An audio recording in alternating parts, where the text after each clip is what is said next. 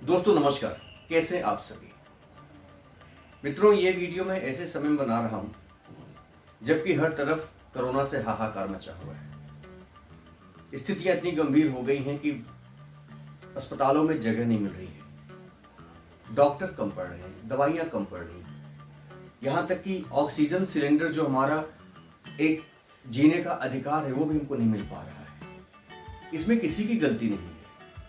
ये आपदा इतनी तेज और इतनी ज्यादा आई है हमारे सामने कि उसको इस तरह से संभालना ही बड़ा मुश्किल हो रहा है। मित्रों, आज मैं कुछ जानकारी आपके साथ शेयर करूंगा, साझा करूंगा। अगर आपको ठीक लगे तो इस वीडियो को लाइक कर दीजिएगा, शेयर कर दीजिएगा और चैनल को सब्सक्राइब कर दीजिएगा। तो आइए चलते हैं हम आज के अपने इस वीडियो की तरफ। मित्रों, सबसे पहले हम बात करेंगे हमारे शरीर के ब्लड प्रेशर का। हमारे शरीर में जो ब्लड प्रेशर का लेवल होता है वो नॉर्मल 130 to 85 होता है, या आप बोल सकते हैं 85 to 130 होता है।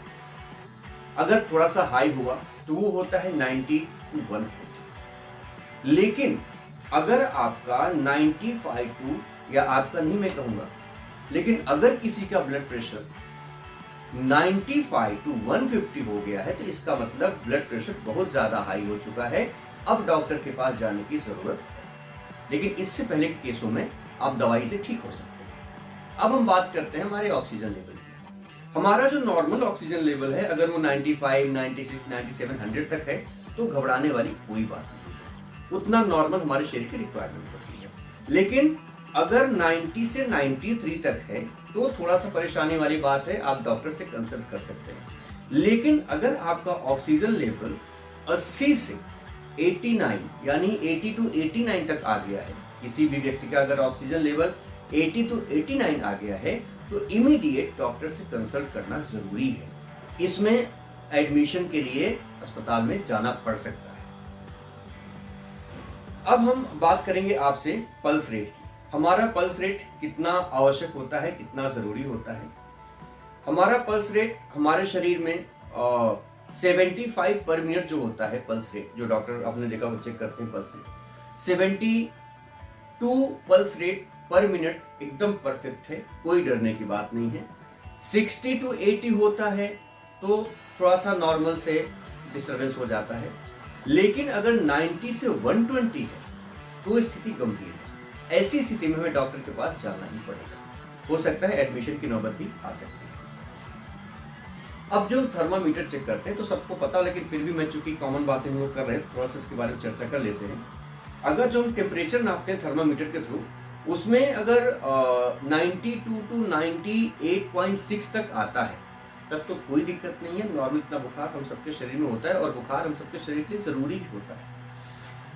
लेकिन अगर 99 पहुंच गया है तो बुखार आ चुका है, उसको बहुत ज्यादा आप ढिलाई उसमें नहीं कर सकते। लेकिन अगर 100 के ऊपर या 102 तक, 103 तक चला गया है तो इमीडिएट डॉक्टर से कंसल्ट करें और डॉक्टर की परामर्श के अनुसार काम करें। अब हम इसके थोड़ा उपचार के बारे में बात कर लेते हैं कि इसमें हम क्या क्या कर सकते हैं अगर थोड़ा सा इन्फेक्शन कहीं कुछ है तो। माइल्ड इन्फेक्शन में हम नॉर्मल दवाइयों से ठीक हो सकते हैं। सेवियर इन्फेक्शन के लिए ऑक्सीजन और वेंटिलेटर की आवश्यकता होती है। अभी HRCTC स्कोर का मतलब मैं बताता हूं आपको क्या होता है। HRCTC का मतलब होता है कि कोरोना के इन्फेक्शन के कारण जो ऑक्सीजन ऑब्जर्व करने वाली थैलियां होती हैं उनमें सूजन आ जाता है, उनमें कफ और पानी भर जाता है, जिसकी वजह से हमको सांस लेने में तकलीफ होती है। जब सीटी स्कैन किया जाता है तो उसमें लंग के 25 भाग किए जाते हैं और उनके हर भाग को अलग अलग करके देखा जाता है, उसके हिसाब से उसका स्कोर तय किया जाता है। अर्थात जितना ज्यादा स्कोर होगा, ऑक्सीजन लेने में दिक्कत उतनी ही ज्यादा होगी, रिस्क उतना ही ज्यादा होगा।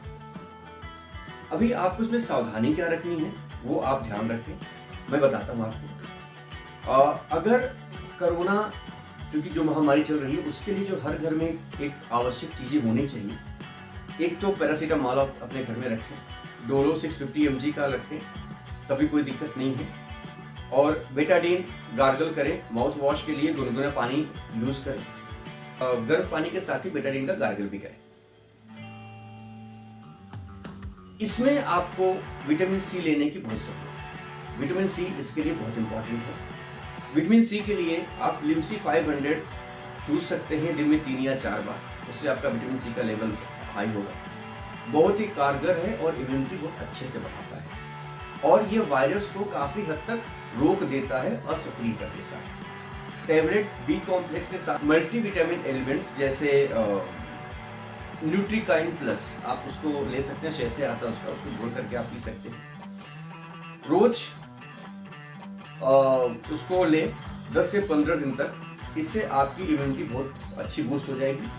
ये करीब 50 रुपए का एक शैसे आता है और पूरा शैसे आपको एक बार में पीना होता है, लेकिन इससे आपके अंदर काफी अच्छी इम्यूनिटी पावर बूस्ट हो जाती है। दोस्तों दूसरा इसमें जो सबसे इम्पोर्टेंट है वो है स्टीम। आपको भाप रोज लेना है। अगर आप भाप लेते हैं तो ये आपके गले की खराश को ठीक कर देगा, जो वायरल लोड होगा वो कम कर देगा और अगर कोई कुछ वायरस कहीं फंसा होगा तो उसको भी ये असक्रिय कर देगा।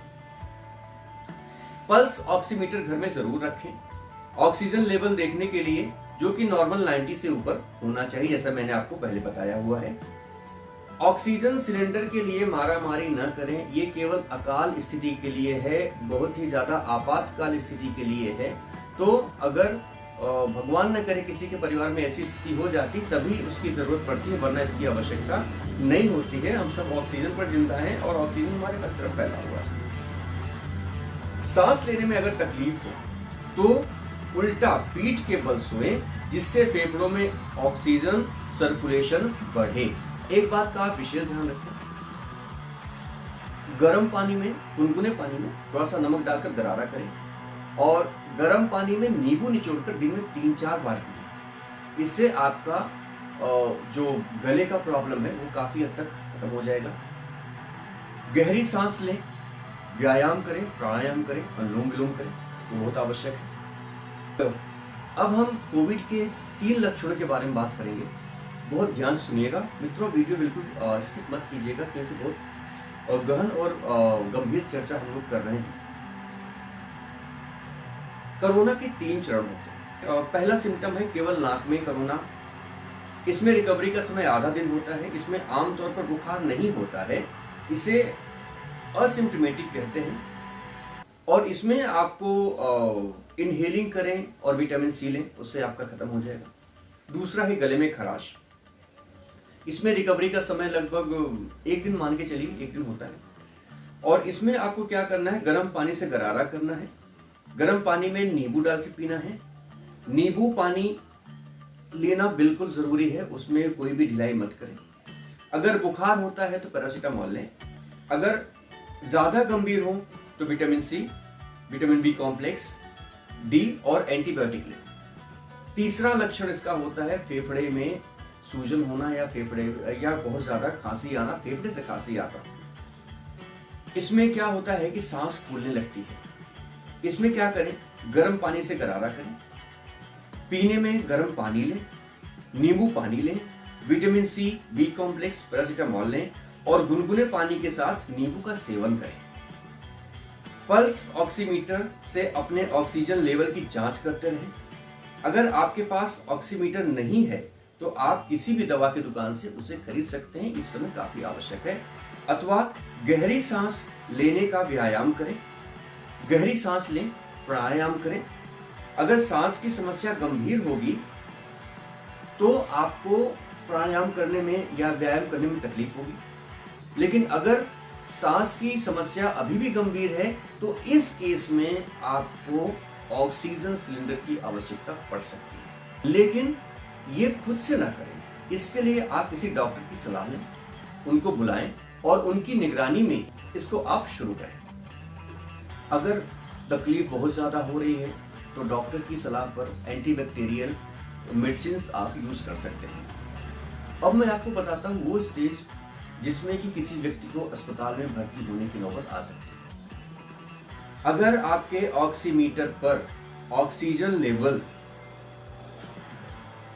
92 के पास आता है और आपको कोरोना के लक्षण जैसे बुखार, सांस फूलना, ज़्यादा खांसी आना आदि आता है और आपको ऑक्सीजन सिलेंडर की आवश्यकता होती है, तो ऐसे में तुरंत ही अपने नज़दीकी स्वास्थ्य केंद्र पर जाएं, वहां पर डॉक्टर की परामर्श से एडमिशन लें, क्योंकि ये स्थिति है जो कि गंभीरता की तरफ जाती है।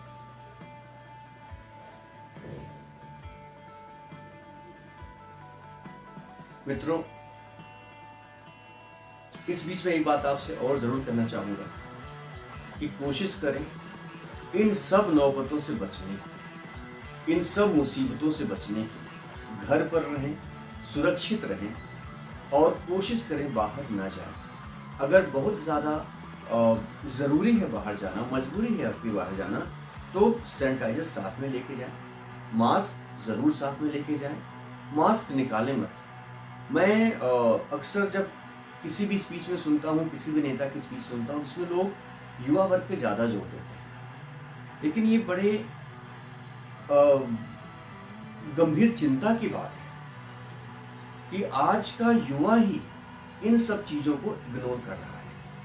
वो मास्क नहीं लगा रहा है, पता नहीं इसको एक फैशन समझता है, इसको ट्रेंड समझता है, क्या है कुछ पता नहीं। लेकिन सच्चाई ये है कि अगर आप देखो तो जो 50 साल के ऊपर के लोग होंगे वो अक्सर आपको मास्क लगाए मिल जाएंगे, लेकिन जो युवा हैं, जिनसे ज़्यादा उम्मीदें हैं, वो लोग इस पर बिल्कुल खड़े नहीं उतर रहे।